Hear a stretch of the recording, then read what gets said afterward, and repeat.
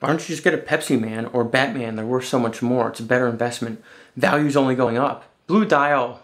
They could have done so much more on that. It's really a tragedy. Microbands are played out, man. Why would you get one of those watches? Gold plated? What are you, a peasant? Quartz? Have you no culture? Yeah, I've heard those things. You guys have probably heard some of those things before. It's about watches. We're talking about watches today, in particular, state of the collection. I'm gonna throw my hat in the ring.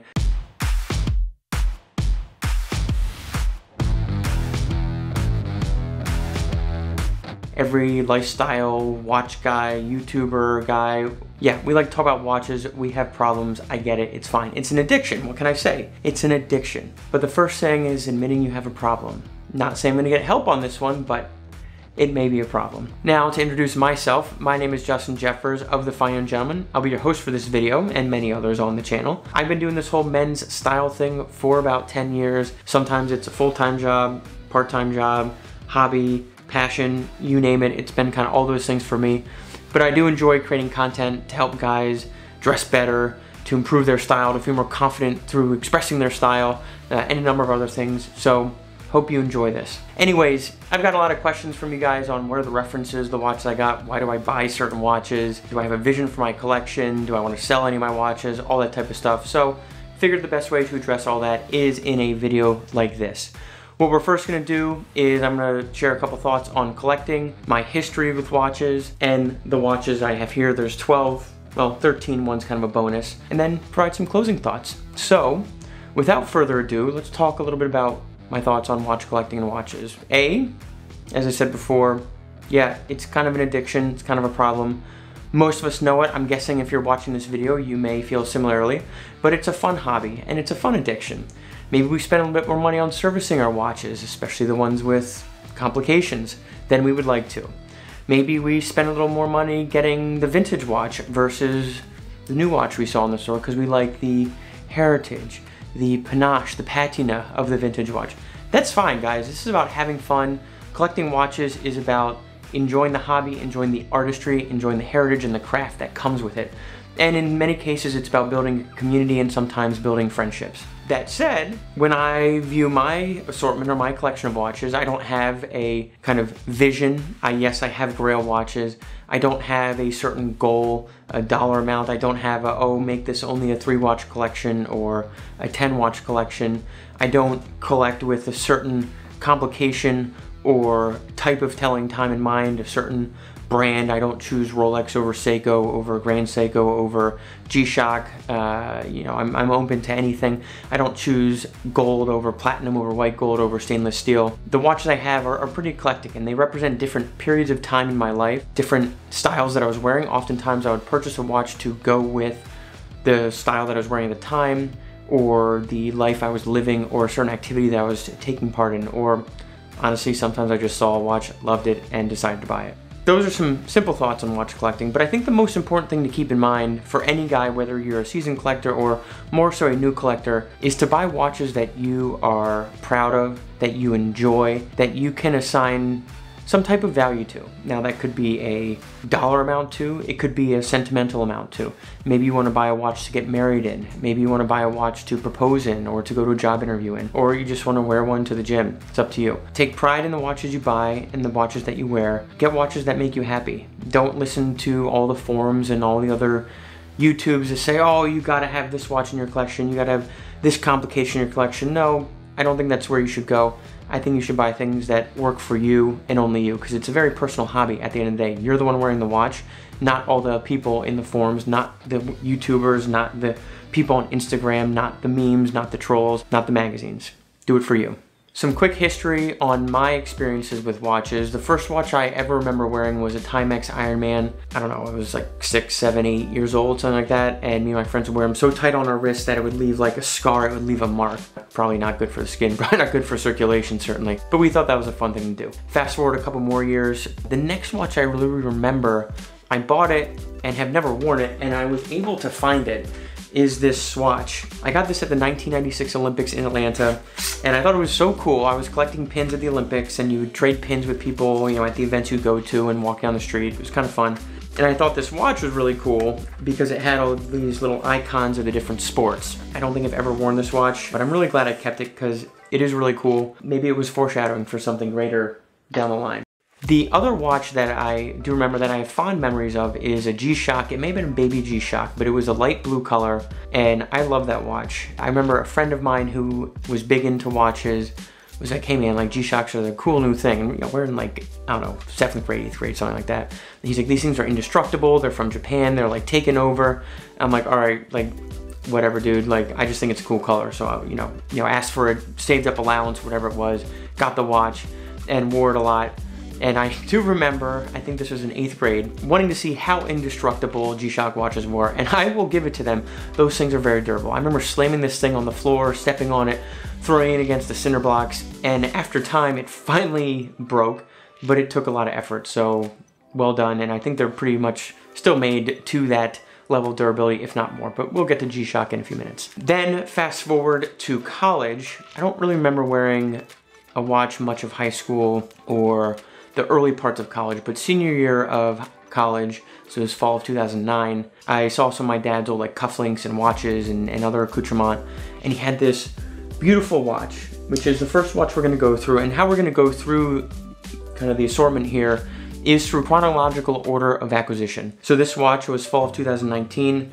I saw it with a bunch of my dad's other accoutrement, and I said, Dad, you know, that's a really cool watch. Like, you know, I know where it's from. You know, I never see you wear it. He's like, yeah, you know, it's a little small. And, you know, I just don't wear it. I have other watches that I like to wear more. And so he's like, would you like this? I'm like, yeah, of course. I love this watch for a couple reasons. The solid gold of it is beautiful. The logo on the dial is a place that is very important to my family. And on the back is my dad's name with his title of president and the years he served as that. And he spent a lot of time being a steward of this organization over the years, and it really kind of brings me back to family and my dad, and you know, all the time he put into that, but also the great memories that we have at this place. So this watch, out of all the watches, is certainly one of the least valuable materially, but in terms of sentimentality and meaningfulness to me, this is the most meaningful watch that I have, and I would sell all the watches I have, I think, before having to get rid of this one. This one is so cool, it's so meaningful, and it's a lot of fun to wear. It's super small, about a 33mm case. I mean, this is some old school proportions, great dress watch, but fun to dress down a little bit.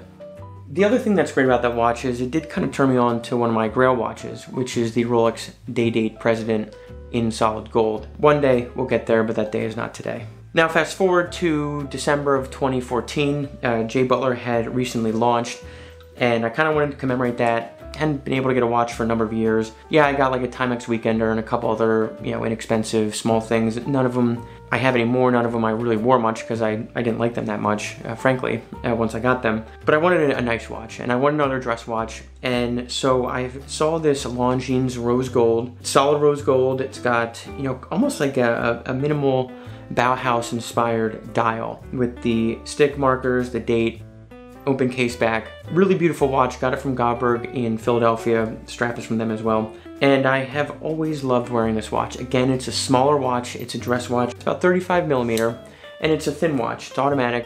It's really fun to wear, and it is really nice to dress down. And it's the only rose gold watch I have in the assortment, and it's one that I won't get rid of. My parents gave it to me for Christmas, and it's very important from that respect, and I've had a lot of great memories with it. Fast forward a few months to summer of 2015, and I just sold a bunch of shoes, was very happy, just sold a bunch of stuff through Fine & Gentleman, and as I said before, my grail watch was a Day-Date. Well, definitely nowhere near Day-Date status, but Tudor, back in the day, you know, this is like early 90s, and even before that, basically made the same watches as Rolex on the outside. The movements were different, some of the components were different. But I saw the stainless steel Date Day, as Tudor calls it, and I was like, that is awesome. The bezel was a little different, but it had all the markings, basically same case size, same dimensions, same proportions as the Day-Date, but it was in stainless steel, and as a result, it was a fraction of the price, and I was like, that's really cool. I love that. And so I was feeling good about things, and I bought it. Got it off eBay from some jeweler down in North or South Carolina, and have loved it ever since then. And it gets a ton of wear. I love how it is basically monotone throughout the entire watch. It's very easy to wear, very easy to dress up or dress down. What's also pretty cool about it is, also back in the day, Tudor would use a number of Rolex branded components. In this case, we have the crown and we have the case back are both branded Rolex, which is pretty neat. And perhaps most importantly, before I forget, I am a collector who attaches a lot of sentimental meaning to watches. And so some of these watches may be worth thousands of dollars, but what's worth more than that is almost memories that, you know, you have wearing the watches. So this watch I actually wore on the first date I had with my now fiance. That was, you know, almost a couple years ago. And then I also wore this watch when I proposed to her. And of course, that was done purposely because I knew this was the first date watch. It's also got to be the proposal watch. It could also be the watch I wear at our actual wedding when we get wed or during the rehearsal dinner. But this watch has tremendous sentimental meaning to me. Very cool, and it's very cool to kind of, you know, commemorate life events with wearing a certain watch. It brings me back to the good times, and I kind of think of this as my good luck watch. Moving forward another few months, I got a Seiko. This one is from the Japanese market. I have no clue what the reference number is. I got this watch for a specific purpose. That was to go swimming when I'm on vacation in the ocean, but more so for when I was volunteering as an EMT, which at the time, this was, you know, late 2015, I believe, maybe early 2016 when I got this. I was spending a lot of time volunteering as an EMT, and I wanted a watch that was durable, that was easy to read, that was inexpensive, so if it got damaged or broken, not out too much money, but still something that was fun to wear and a little unique. Did a lot of searching for something that was a blue dial, went well with the EMT uniform, love blue dial watches, and found this and thought it was really cool. Not one I wear too much anymore, but still a fun watch, very reliable. Seiko makes some great watches, as we all know. Fast forward a few months further, and we get to what I'll say is maybe a curveball watch. This watch is a little different. Some may find it offensive, some may find it fun, some may find it hedonistic. I find it the latter two. This is a Gerber Perigo, got it off eBay. Don't even know if it's really a Gerber Perigo. Can't really find much out about it. It's probably from the mid 20th century. It's a manual wind. And what's so cool about it and why I bought it is because there's not Roman numerals, there's not Arabic dials, there's not stick markers. There are sexual positions as the hour markers, which I thought was awesome. I was like, I have to have that. Can't not buy it now that I've seen it. And, you know, maybe another time we'll tell some stories about it, but fun watch. On to the microbrand section. We have an Orion watch. I believe this is the Orion 1, done in the black DLC with kind of a field dial. Orion watches started by Nick Harris, a fellow Philadelphian. Nick and I met, I don't know, 2014. We sponsored or co-sponsored an event at the Indochino store in Philadelphia. Kind of hit it off, stayed in touch. He went to Seattle to go to watchmaking school. I stayed in Philadelphia. And then of course, as I moved west, he moved back east at about the same time. But we were able to arrange a trade of J. Butler shoes and leather goods for this watch, which I thought was really cool. We both liked each other's products and wanted to kind of promote each other and enjoy each other's products and designs, so we did that. This watch actually took the place of the Seiko that I mentioned a few minutes ago for the de facto EMT watch. Now that I don't EMT anymore, I just kind of wear this watch for fun, switched it from a black NATO strap to an olive green, and wear it with a lot of field jackets and kind of army-inspired clothing. But really durable, really fun watch, great weekend, kind of workhorse type of watch. And I will say, it is fun to support micro brands. Speaking of Orion, another watch that I would love to get in the future is the Calamity with the GMT bezel and the Meteorite dial, which Nick has done a few, I don't know, a handful, maybe a dozen in. And I think the Meteorite dial is a very cool touch, so maybe one day. Now we have the Apple Watch, which I'm sure most watch collectors actually have, they just don't feature it in their collection videos, so I'm gonna do it. Bought it for a specific purpose, and that is to work out with and to listen to music on. Don't really wear it leisurely, really ever, but I do still wear it almost every time I work out. So that's that. Now we're gonna hit kind of, I'll say like the latter part of the watch collection, which is when I really kind of got into watches in a more serious manner. Started looking into and researching the histories of the houses and the different movements and stuff. And the first watch is gonna be a vintage Hermes chronograph. This watch is one kind of like the Gerber Perigo. As soon as I saw it, I was like, I can't not buy it. I have to have it. Now this watch, there wasn't anything gimmicky on it. This watch I just saw and it just like spoke to me. It was elegant, it was mature, it was sophisticated. It came from you know, a good house. The price was okay. The bezel, it's like a double steep bezel. It has the moon phase, it has the date, it's a chrono. I saw this thing and I absolutely fell in love with it. And I bought it nearly on the spot off of a secondhand site. It was like Real or Tradesy or something like that. And have since probably spent more money servicing and maintaining this watch than I did to purchase it. But As we know, guys, that is how this hobby goes sometimes, and it's excruciating, and you could argue even extortionate, but that's the price we pay. So this watch, absolutely love wearing this watch. This is one that, you know, I'll wear with the suit, I'll wear with, you know, polo shirt like you see here, and it looks so, so nice on the cognac kind of honey brown strap. It's not solid gold, unfortunately, I wish it was, but it's gold plated. It's wearing in some areas, which is, you know, obviously an issue with some vintage watches, but that's fine. Even as the finish wears off, I'm still gonna wear this watch because it's so, so beautiful. Very cool watch. It is from the 1970s, so I was told by Hermes. I believe a Valjoux movement. Hermes won't service it though, which is frustrating. And they couldn't really tell me much more about it. They didn't have a reference number. They didn't have specs. All they could say was, well, we think this is from the 70s and, you know, nice watch, adios. You wanna buy anything else? Not yet, but maybe one day. Now, growing up, I was always a fan of root beer, not Pepsi, not Coke. Batman's pretty cool, but not a soda. And I have long had my eye on the Rolex root beer, and I was fortunate to find one I liked and at a price that you know, was amenable to me. And this was a watch I got for myself for my 32nd birthday in February of 2019. And this is probably the most worn watch up until a few months ago that I have. It goes with pretty much everything I wear except for a tuxedo. I absolutely love this watch. I can dress it up, I can dress it down. I love the two-tone. I would argue that Rolex does two-tone better than anybody else, regardless of price point.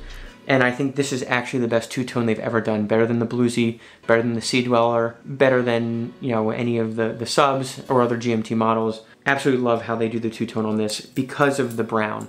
I'm not a fan of the new root beers, although Aaron Marino's rose gold root beer is quite nice, but the two-tone root beer with the black and the brown and the rose gold, not a fan of that. But this one, the GMT Master 2 16713 from the early 90s, absolutely love it. It can tell time in 3 different time zones, an improvement over the 1675, the OG GMT from Rolex. I've only used the 3 time zones once when I was in India, had India time, California time, and Philadelphia time. But it was kind of cool to be able to tell 3 time zones on the watch. The hard part was figuring out which time zone was which of the way of telling it, but hey, that's fine. Absolutely love this watch. It brings me so much joy. It commemorates a number of achievements that I had. Interlaced with those achievements, I was also at a time in my life where, I'm not gonna say I was miserable, but I was far from happy and far from fulfilled. I had just started my MBA, I was working full-time as a buyer, and I was running J. Butler and had 0 free time. There were so many nights I would fall asleep on my couch, computer open, answering emails for school or work or, you know, J. Butler, and I didn't really have time to enjoy life, you know, in the new city I was in, which was San Francisco. So I figured might as well be vain, shallow, materialistic, and buy a watch. So at least, hey, when I look at my wrist, I'm super happy about what I'm wearing and something I can take pride in. And so that's why I bought this watch, and also wanted to commemorate my birthday. So yes, vain, shallow, it's terrible, but isn't that why some people like to buy watches? So this watch, absolutely love. Fast forward about another year and a half to late 2020, November 2020, I believe, to be exact. Hodinkee came out with the Hodinkee Grand Seiko collab. It's their GMT riff on the SBGM 221. This is the SBGM 239. And I saw this watch, I was like, I gotta have it. I've been looking to do something to kind of commemorate finishing my MBA, and I was looking for something that had a blue dial. So I was looking at things, you know, Omega has Seamasters in blue, the Tudor Black Bay 58, you know, the Rolex Date or the Bluesy, and I saw this, I was like, you know what, that's really cool. I love how they did the dial, and I love the subtlety of it, which some people don't. They say, well, Grand Seiko could have done so much more. Yeah, obviously they could have, it's Grand Seiko. They are like magicians with the watch. They do some like Harry Potter stuff or something, but sometimes you have to appreciate the subtlety and the artistry that goes into it. And I actually like the subtlety here. And I think the focus is on that subtlety and appreciating that subtlety. Say what you will about Hodinkee, say what you will about the watch. It is a beautiful watch. I love wearing it. The Zaratsu polishing is incredible. Really fun to wear since I got it. Definitely the most worn watch I have. The changes versus the 221 is obviously the dial, some of the font, and the metal bracelet. Which again, say what you will about the metal bracelet. Some people say it doesn't fit well. It actually works very well with the dial. If they had done a more kind of shiny or metallic dial, I would argue that the bracelet would not go as well with it because the bracelet is matte and the dial itself is matte. So it actually, looking at it cohesively, it looks very nice. So I don't listen to haters. Again, this is one thing where it's a divisive watch, and I bought something that I'm happy with, that I'm proud of, and that works for me. That doesn't work for a lot of people, and that's fine, but that's why I bought it. It is cool. It's a limited edition of 500, and you know, a watch I'm gonna have for many, many years, decades, if not longer. Great watch.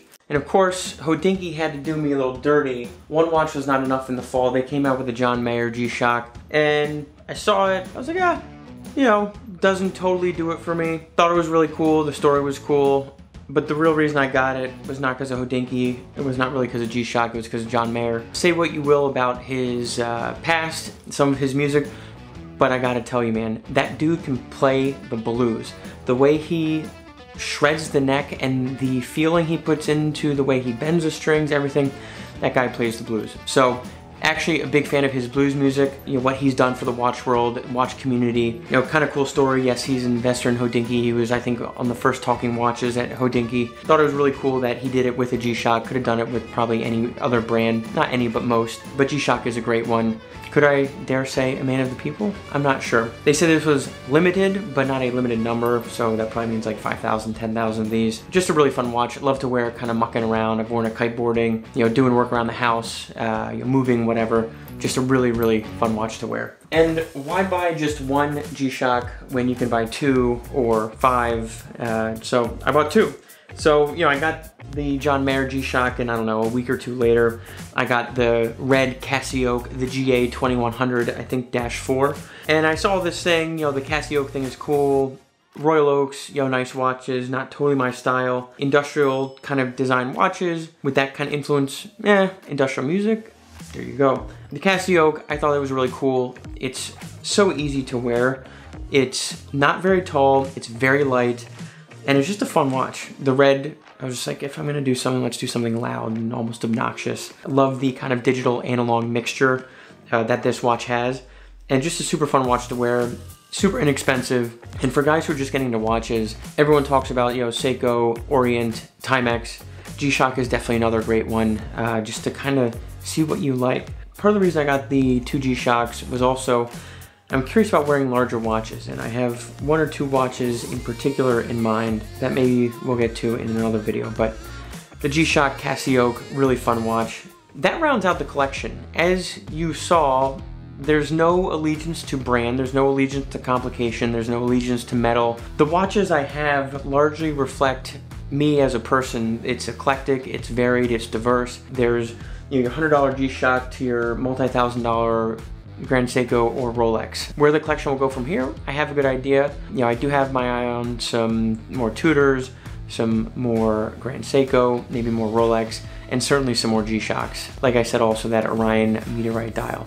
So we'll see what happens. But again, let's bring things full circle. Watch collecting is not about, you know, showing off how much money you have. It's not about investing and making money off of the watches. Yeah, I could go sell, you know, the Hermes, the Root Beer, the Grand Seiko, you know, the John Mayer G-Shock for a nice profit. But I'm not in this to make money. I'm in this because I enjoy the heritage, the consumerism, as terrible as it is, the community, the social aspect, and I love how watches fit in with my personal style, and even the kind of anachronistic nature of watches. Is it a necessity? No, not really. But is it nice to have? Yes, certainly, and they are a great way to express your personal style. So for those reasons and more, I love watches, I enjoy collecting them, and if you're watching this video, I'm guessing you may think you might get into this hobby. So if you do, enjoy. It's about what works for you, what works for your personal style, what are you happy to wear, what are you prideful to wear. It's not about buying the most expensive watch. That's the story, I'm sticking to it. Hope you enjoyed this. Hope you liked what you saw here, what you heard here. Please keep coming back. Let me know what you think in the comments. Did I make right choices, bad choices? Good watches, bad watches? Let's get a discussion going. If you guys want to see more content, you can go to thefineyounggentleman.com. You can also find on Instagram, FYG blog. I also have a bunch more videos coming out. In the meantime, I'm gonna go figure out what watch I'm gonna wear for the day.